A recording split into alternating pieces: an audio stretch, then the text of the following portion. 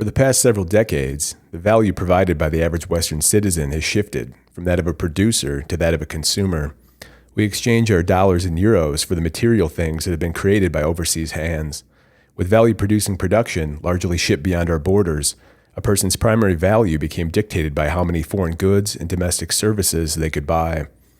Trading their time for increasingly meaningless and bureaucratic tasks, cheap goods and online e-commerce would serve as a numbing balm for their daily routine. Unable to see what was produced from the increasingly abstract fruits of their labor, they instead imagined their new purchase, that cardboard box delivered to their doorstep by a man in a reflective vest, inside of which lay another box, its contents built by the hands of foreign laborers who toiled 16 hours a day in unseen conditions in order to mitigate the sense of disconnectedness and despair of its Western purchaser. Let us take a journey back in time to retrace our steps and see if we can shed some light on our futures, part historical, part sci-fi. What is to come is unknown, and maybe it won't even be all that surprising. After decades of outsourcing and debt accumulation, with the future likely to be dominated by AI and automation, will the consumer society finally come to an end? As opportunities for productive labor vanish, so too will the wages and incomes that fueled Western consumption. We'll start with a general question. What value do the masses provide to the ruling classes? Throughout history, the answer to this question was blood, sweat, and the broader utility that came from the control of an ever larger mass of people. However, in the wealthy West, with our economies largely decoupled from productive economic reality, this question becomes slightly harder to answer. After its long, productive, and often regrettable history, we have since transitioned from the agrarian to the industrial to the post-industrial regime, from the value-producing peasantry and working classes to the office and knowledge worker class, to symbol manipulators and net consumers and buyers of things. During the globalization period, the vast stores of Western wealth have been slowly depleted and diluted, exchanged instead for cheap foreign goods. It was this immense wealth that enabled the departure from thermodynamic, mass-balanced economic reality, from mercantilism and the trade surplus to that of the perpetual trade deficit and deficit spending. With AI rapidly coming for the service jobs that now dominate the Western jobs market, the abstract and financialized labor that was delivered from the service industry and has largely provided us with incomes and enabled our consumption may soon, too, come to a close. History is abstract, but in some ways it's more concrete than our present. Cloaked in a distortion that arose from our wealth, our worldview, truly something weird. Joseph Henrich wrote a book and coined this term, weird, Western, educated, industrialized, rich, and democratic. Our unique conditions have enabled us to drift ever further from the historical norm. However, what happens if these conditions that form this acronym fall away?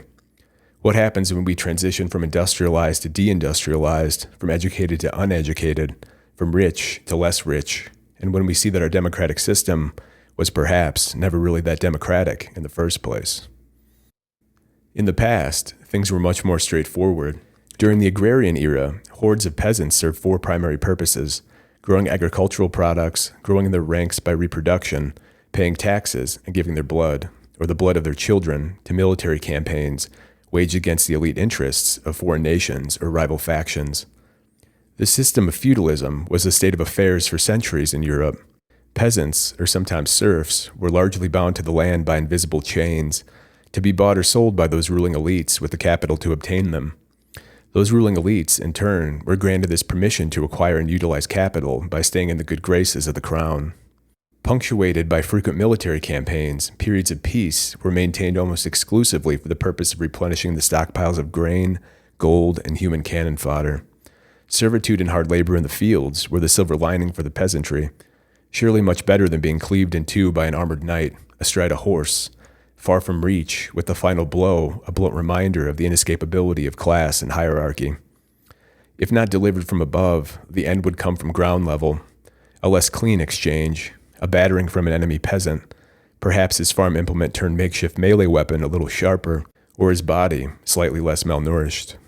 In the background of this equilibrium, inventors, scientists, and the clergy, often stocked from the ranks of the nobility, put their minds to work, pushing the limits of technological innovation. How can one grow more grain, and more importantly, how can one devise ever more destructive weapons of war? In the process, Europeans cast their net far and wide, roving the globe in search of conquest and resources. From the dimly lit, resource-poor rock of Europe, these Europeans would conquer the world. This developmental arc would eventually lead us to the Industrial Revolution, one of steel, coal, and steam, the gnashing of gears and the whirring of belt-driven drives, eager to grab a stray limb or loose article of clothing, where the fate of death was surely preferable to one of grievous disfigurement. The Western industrial era reached its peak in the 20th century, one marked by 2 world wars, industrial-scale carnage enabled by the centuries-long pursuit of that very thing. But from that era would also arise the great equalizer, the atomic bomb, paradoxically ushering in an extended era of peace between the globe's great powers. The game theory calculus changed in the mad era, mutually assured destruction. The great powers instead rededicated their resources to pursuing new technological advancements, increasingly in silicon, while stating their need for mayhem with the stray proxy war here or there. The century would also be marked by the birth of new ideologies, especially Marxism and communism. From the dislocation and discontent of the Industrial Revolution, spectacle-wearing intelligentsia and opportunistic thugs would harness the dissatisfaction of the masses in pursuit of utopian goals. In pursuit of this utopia, they stacked the bodies high. Some estimates put the body count as high as 100 million. No method was off limits in the pursuit of this goal. They sought to root out the non-compliant at all costs, whether it be by the barrel of a gun, engineered famine, or forced labor. The most productive and industrious of society were often the main targets for elimination. Their success and ingenuity reinterpreted as sin, with their possessions and successes having drawn the ancient curse of the evil eye. Somewhere, unseen, anti-revolutionaries and capitalists were sabotaging the cause. Better prove your ideological loyalty by informing on your friends and neighbors, donos, as it's called in the Russian language, before they inform on you. If you could receive a better job or bigger apartment for doing so, all the better.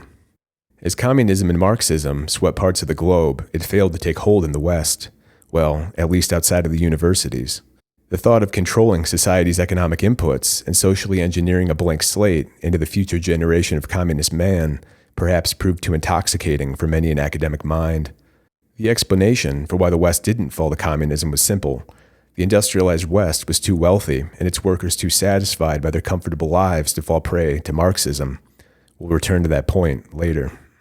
But on one fateful day, in the December of 1991, the Soviet Union fell. As budding oligarchs seized and looted the people's assets, Westerners took a victory lap.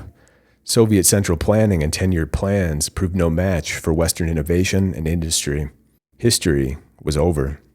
With no reason to maintain the resilience of their domestic industrial base, they set out to complete its disassembly, enriching themselves in the process. Perhaps seeing the widespread and lucrative looting of former state assets by this new class of oligarchs in the former Soviet Union looked like a tempting proposition, but of course, that is merely conjecture. But to where would they outsource the bulk of their industrial base, and to whom would they transfer their hard-won technology and intellectual property? Perhaps democratic India, with its immense pool of human capital and low wages. No, they chose communist China. Rather than splitting it up between democratic India and communist China, a strategic move that would have provided an inherent counterbalancing, the Western elites, more or less, went all in on the Chinese Communist Party. After finally defeating one communist superpower, they turned around and said to the rising communist superpower, "Hey, why don't you pack my parachute for me and throw me out of this plane?" Some experts waved their hands around and said, "Free trade will liberalize China and bring democracy." But we all know how that went.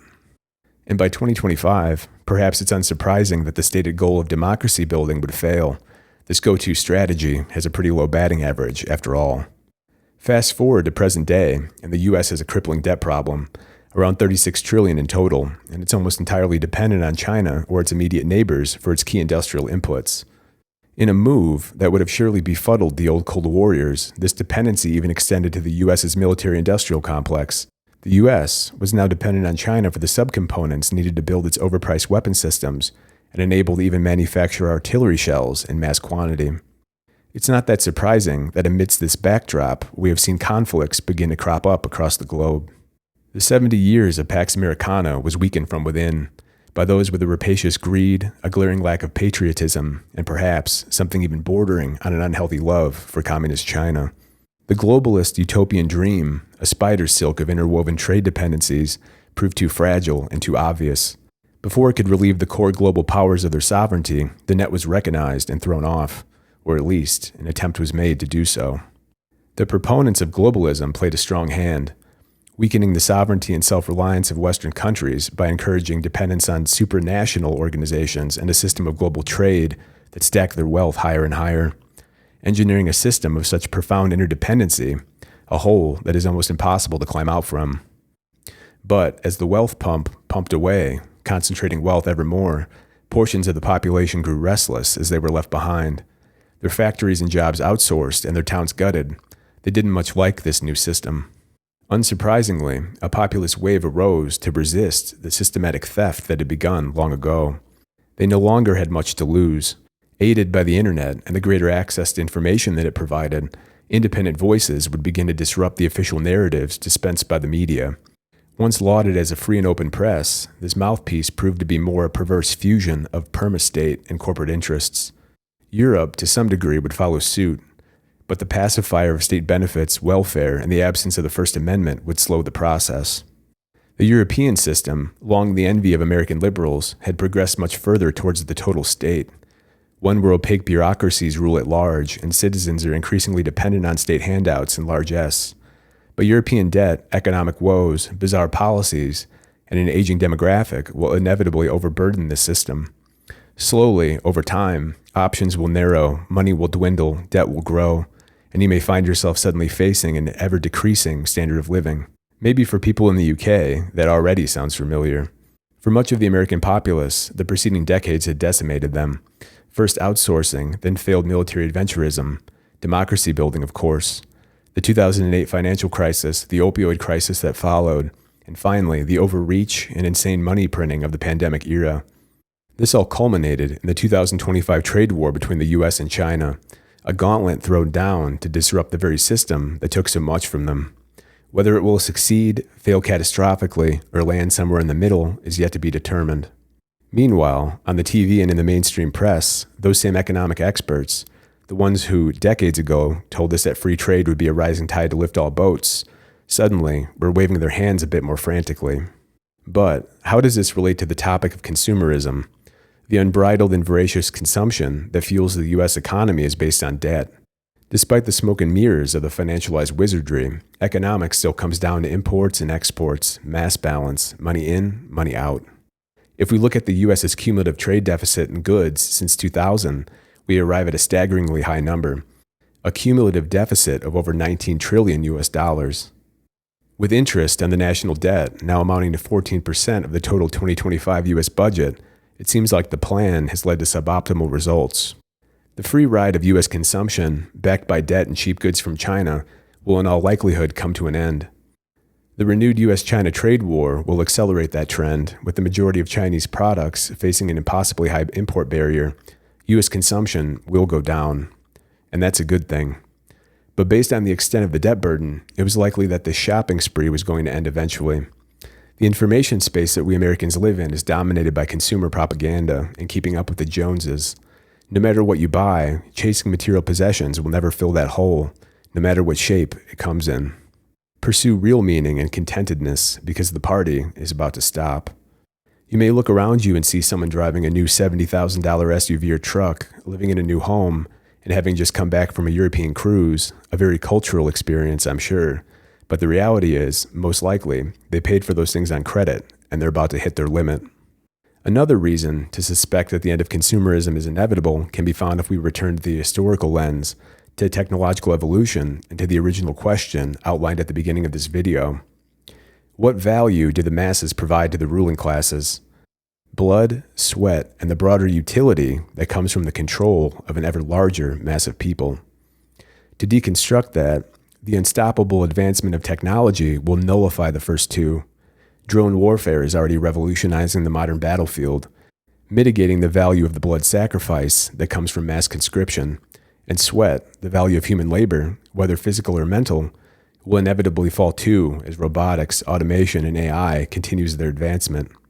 In the West, we've dramatically accelerated the devaluing of our own human labor as our productive capacities were outsourced from under us over the past 20 years. Valuable knowledge wasn't passed down, and irreplaceable skills were lost. Further, this ties into consumerism. If the value of one's labor will be diminished over time, so too will the income that you can earn. Less income, less consumption. So then, our value as consumers also will diminish. But there was another item on the list, the value that comes from controlling an ever larger mass of people. Here, we also return to communism.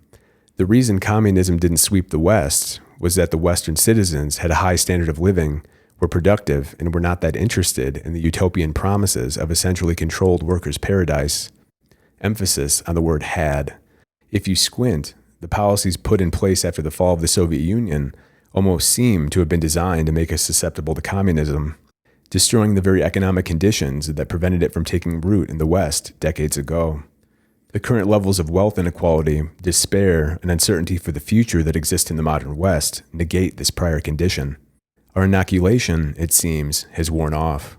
In its original form, communism emerged after the discontent that resulted from the Industrial Revolution. We may be approaching a communist future, but from the reverse direction, from the discontent that arises from a de-industrial revolution, the first of its kind in history. Beneath the veneer of the workers' utopia, history has already proven out the true aim of communism. It has been revealed to be merely a cynical vehicle for power, an ideological mechanism that seeks to control an ever larger mass of people. And if you don't wish to be controlled, then it's curtains. The historical body count proves that. And an even greater danger of this future coming to fruition can be found in the capabilities of AI technology itself. Communists dreamed of centrally managing all economic inputs and outputs, turning the dials on the board to carefully engineer a society that existed under a perfect state of control. The ability of AI to potentially manage all of these inputs and outputs, a tempting proposition to those at the top, makes this threat all the more real. Perhaps the seed of Marxism, having taken root in our universities decades ago, is coming to ominous fruition via the ideological persuasion of some AI programmers. The revenge of the Soviets, a dead man's switch that has been incubating for decades. At the human level, communism requires double speak, double think, and thought control. In the Soviet Union, a person, never sure if an informer was around, had to hold their tongue and eventually their own thoughts. But the Soviets lacked a more sophisticated surveillance architecture. But in our current reality, or in the near future, this all-seeing panopticon will be reality. To some degree, it's unclear if we can do anything to avoid this future. Technological development cannot be stopped. The only hope is that a rival AI, one that values human freedom, expression, and creativity, will emerge to rival the AIs that'll be certainly built for the purpose of mass control. And this is no longer theoretical, for those systems already exist and are being actively used in China. Hopefully, too, this better AI understands that above all, humans require a purpose. Merely eating, drinking, and consuming goods is not a life that is fulfilling to us humans. As AI inevitably exceeds all measure of the human intellect and human capability, at best, we can hope that it views us as a benign pet. Just as we are delighted by the antics of our cats and dogs, so too can we hope that a benevolent AI will be delighted by us. Humanity will need to carve out for itself a new ecological niche, one that is beyond the reach of AI, if that is even possible. Countless authors have prognosticated and written about our technologically mediated sci-fi future. Now, it seems that we are there on its doorstep. If the purpose of humanity was to inevitably birth a non-human intelligence, superhuman and omniscient in its capabilities, then we can at least hope that we birth a benevolent God instead of the malevolent paperclip maximizer. Communist systems often behave in a similar fashion to the proverbial paperclip maximizer. Endlessly pursuing top-down directives, they marshal all resources to the pursuit of its completion. The human cost merely collateral, the logic of the goal irrelevant. The Evergrande real estate crisis that resulted from the directives of the Chinese Communist Party is a modern example. In a rush to fulfill party directives, they overbuilt tens of millions of apartments, triggering an economic crisis. But, unfortunately, these things are largely out of our hands. Just as things always were, we are downstream of the ruling classes. But we can at least hope that the better ones will win over the worse ones, for just as things can always be better, so too can they become worse.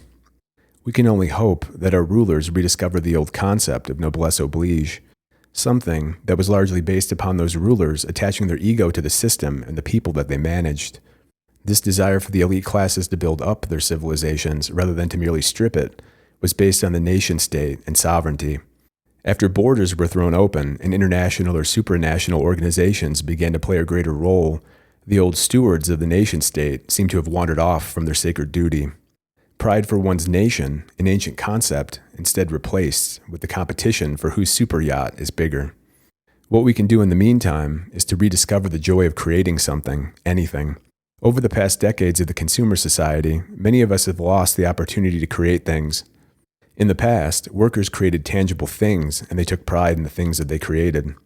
The drive to outsource anything and everything over the past decades has stolen that pride and dignity from much of the population, the pride and dignity that comes from creation. If you look around you and find yourself dissatisfied, make something. Maybe your strange and imperfect creation would even be pleasing to a wealthy lord from a bygone era or to an AI that will exist in the not-too-distant future. And while you're doing that, listen to the Gulag Archipelago on audiobook. Anyway, if you made it this far, thank you for watching. For those that have watched my other videos, this video is a bit more experimental as it relies less on economic data and data analysis. If you enjoyed this style, let me know in the comments and I'll do more like it in the future. And of course, I'll keep doing the normal data-heavy videos as well. Thanks again, and have a nice day or night.